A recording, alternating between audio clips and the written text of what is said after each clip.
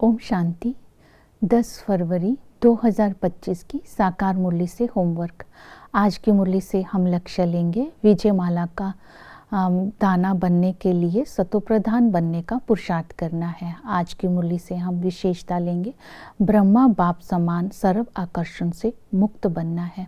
सर्व आकर्षणों से मुक्त बनने के लिए सदैव ही विजयीपन के नशे में रहना है कि हम बाबा के गले का हार है, विजयी रत्न है, विश्व के मालिक है। दूसरी विधि बताई, एक बाप की ही याद में रहना है, आकर्षण से आकर्षित रहना है, तब हम सर्व प्रकार के आकर्षणों से स्वतः ही मुक्त हो जाएंगे।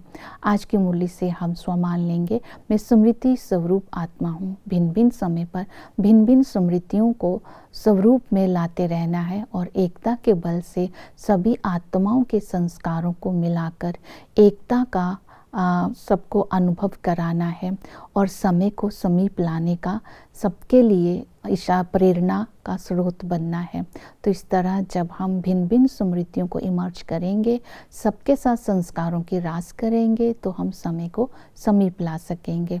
आज की मुरली से हम पुरुषार्थ करेंगे सतोप्रधान बनने के लिए बाबा की श्रीमत को पालन में लाना है। बाबा की श्रीमत है कि ये अंतिम जन्म है, इस अंतिम जन्म में घर गृहस्थ में रहते हुए कमल फूल समान पवित्र बनना है। तो बाबा आज बहुत नम्रता से बोलते हैं, फॉर माई सेक पवित्र बनो। बाप बच्चों से पवित्रता की भीख मांगता है। तो आज बाबा ने ये पवित्रता के लिए अटेंशन दिलवाया और कहा कि तुम युद्ध के मैदान में हो, अर्थात हमारी 5 विकारों के साथ युद्ध है। बाबा ने स्मृति दिलाई, तुम डबल अहिंसक हो। डबल अहिंसक इसलिए बोला क्योंकि ना हमें लड़ाई झगड़ा करना है, ना हमें काम विकार की कटारी चलानी है। तो इस तरह डबल अहिंसक बनना है। बाबा ने कहा कि तुम इस अंतिम जन्म में पवित्र बनने का पुरुषार्थ करते हो तो आत्मा सच्चा सोना बन जाती है। जो ज्ञान मिलता है वो आत्मा में धारण हो जाता है। जब आत्मा में ज्ञान की धारणा हो जाती है बुद्धि में, तो वो सेवा कर सकती है और भविष्य में ऊंच पद प्राप्त कर सकती है, विजय माला में आ सकती है।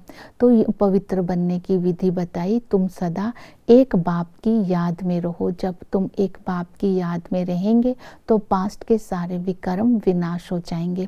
तो आज पवित्रता के ऊपर विशेष अटेंशन देना है। संकल्प, दृष्टि, वृत्ति, कर्म, संबंध, हर कर्म इंद्री की पवित्रता पर अटेंशन देंगे। दूसरी विधि बताई, सतोप्रधान बनने के लिए योग बल जमा करना है। तुम बच्चे योग बल वाले बच्चे हो, योग अग्नि से पापों को दग्ध करने वाले हो। यथार्थ रीति याद के आधार पर ही हम पापों को दग्ध कर सकते हैं। तो याद करने के लिए इसी को ही बाबा ने कहा, याद को ही शास्त्रों में लिखा है, मामेकम याद करो। बाबा ने कहा याद का आधार है सच्ची प्रीत। तुम बच्चों की बाप के सिवाय किसी और के साथ प्रीत हो नहीं सकती है, क्योंकि संगम पर बाबा जो है गॉड फादर, बाप भी है, टीचर भी है और सतगुरु भी है। इस संगम पर बाबा ब्रह्मा के द्वारा हम बच्चों को एडॉप्ट करते हैं और स्वर्ग के मालिक बनने का वर्षा देते हैं। इसी संगम के लिए ही गायन है, तुम मात पिता हम बालक तेरे, तुम्हारी कृपा से सुख घनेरे। ये जो सुख घनेरे हैं ये दुनिया वालों को नहीं पता, ये तुम बच्चों को ही पता है कि बाबा कैसे सुख घनेरे देता है। वही टीचर बन करके हम बच्चों को पढ़ाता है। तो ये पाठशाला है, इसमें एम ऑब्जेक्ट है अद्वैत मत पर ब्रह्मा बाप के द्वारा वो हमें पढ़ाता है। इस पढ़ाई को पढ़ने से हम विश्व का मालिक बनते हैं, मनुष्य से देवता बनते हैं। तो बाबा कहते हैं कि तुम सम्मुख मुरली सुनते हो, इस बात का तुम्हें नशा होना चाहिए। फिर वही सतगुरु बनकर के सारे बंधनों से मुक्त कर हमें जीवन मुक्ति का वर्षा देते हैं, हमें पावन बनाकर अपने साथ ले जाते हैं। वही माशूक इस संगम पर आकर के हम आशिकों के साथ मिलते हैं और हमें जो हमारी जोत जगाकर हमें साथ ले जाते हैं। आधा कल्प हम आशिक उस माशूक को याद करते आए हैं। तो इस तरह आज हर संबंध को अनुभव करते हुए प्रीत की रीत निभाने के लिए अशरीरी बनकर हम बाबा के साथ मिलन मनाते रहेंगे तो आत्मा सतो प्रधान बनती जाएगी। नॉलेजफुल बन करके रहेंगे तो कर्मों में श्रेष्ठता आती जाएगी। तो चक्कर की जो सृष्टि चक्कर है उसको बुद्धि में रखना है, क्योंकि बाबा ने वर्ल्ड की हिस्ट्री ज्योग्राफी का ज्ञान हमें दिया है। और ये सारा झाड़ जड़ जड़ी भूत कैसे होता है और बाबा आकर के कैसे नए झाड़ की स्थापना करते हैं।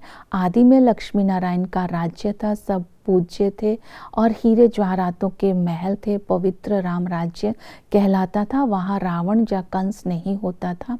जब हम मध्य में आते हैं तो रावण राज्य शुरू होता है, अनेक मतें हो जाती हैं, पुजारी बन जाते हैं।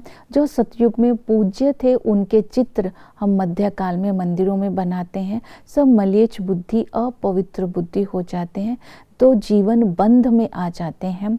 तो सारा भारत पुराना हो जाता है, झाड़ जड़ीभूत हो जाता है।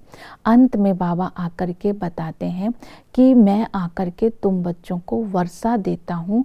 चक्कर में तुम बच्चे ही आते हैं, तुम बच्चे ही पूज्य बनते हैं, तुम बच्चे ही पुजारी बनते हैं, तुम ही चक्कर लगाते हो। जो बच्चे 84 का जन्म का चक्कर लगाते हैं वो ही वर्षे का अधिकारी बनते हैं। तो बाबा आकर के हमारी स्मृतियों को इमर्ज करके हमें सतो प्रधान बनने का हमसे पुरुषार्थ कराते हैं। और बाबा कहते हैं कि सर्विस में सदा बिजी रहना है। जो सर्विस करते रहते हैं वही विजय माला का दाना बनते हैं।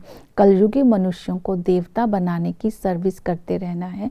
त्रिमूर्ति शिव के ऊपर बताना है कि शिव की ही रचना ब्रह्मा विष्णु शंकर है और इसके साथ बताना है वो परमात्मा परमधाम में रहते हैं। परमात्मा की आत्मा को ना कभी दुख होता है ना कभी सुख होता है। लक्ष्मी नारायण का जो राज्य होता है केवल एक लक्ष्मी नारायण नहीं होता है, लक्ष्मी नारायण की डायनेस्टी चलती है। कृष्ण कौन था, किसने उसको सांप ने डसा, उसको काला क्यों कहा जाता है, फिर कल्प के आयु लाखों वर्ष के कहना भी रोंग है। ये सारी बातों को समझानी देनी है। ओम शांति।